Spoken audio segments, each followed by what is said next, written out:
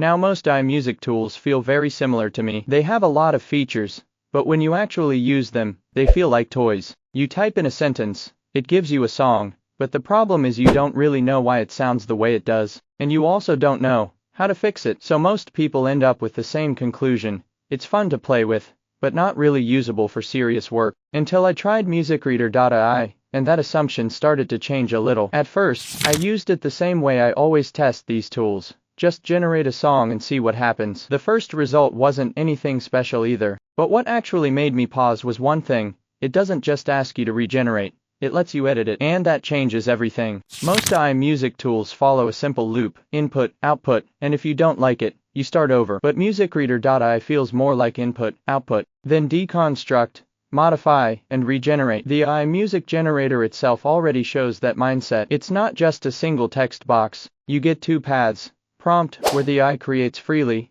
or own lyrics, where you take control of the writing. And that detail matters, because it's not trying to replace creativity, it's trying to take over execution. Then you go deeper, and you realize the real strength isn't just generation, but how it breaks down inspiration. The inspiration section looks basic on the surface, but the real interesting part is neat ideas. For example, Rap Generator doesn't just write a few rhymes for you. It lets you control BPM, rhythm, and rhyme structure. At that point, it's basically a semi-composer tool already. There is also one feature I have to mention separately: photo into music. You upload an image, and it generates music from it. It sounds like a gimmick at first, but it's not random. It actually maps visual elements like color, brightness, and composition into emotion. A sunset becomes warm and ambient. A neon city becomes electronic and high energy. A black and white photo becomes low frequency and spacious. In a way, it's translating visual emotion into sound. Then there is the AI lyrics generator. If you don't have inspiration,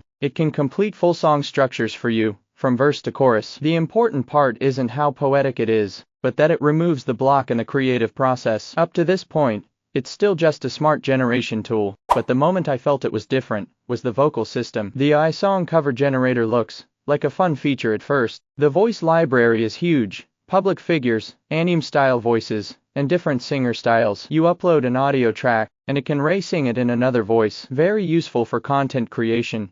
But the more important feature is the AI singing voice generator. You can train your own voice model. That means voice is no longer just a recording. It becomes something you can copy, store, and even reuse as an asset. You can recreate yourself, or even build a virtual singer. At that point, it stops being just a tool and becomes a voice system. If the earlier part is about creation, the next part is about production. The AI stem splitter can separate a full track into 4 stems: vocals, drums, bass, and instrumentation. That means you can take an AI-generated song and completely regain control over it. Instead of AI being the end result, it becomes raw material. And the real professional feature is the AI MIDI editor. It literally puts a full piano roll inside your browser. You can directly edit notes, timing, and velocity without exporting to a DAW or using any external software. This creates a closed loop between generation and manual editing, which is what makes it truly controllable production. Then there is the More Tools section, which is basically an audio toolkit collection. You can remove vocals for karaoke, generate 8-bit music for games,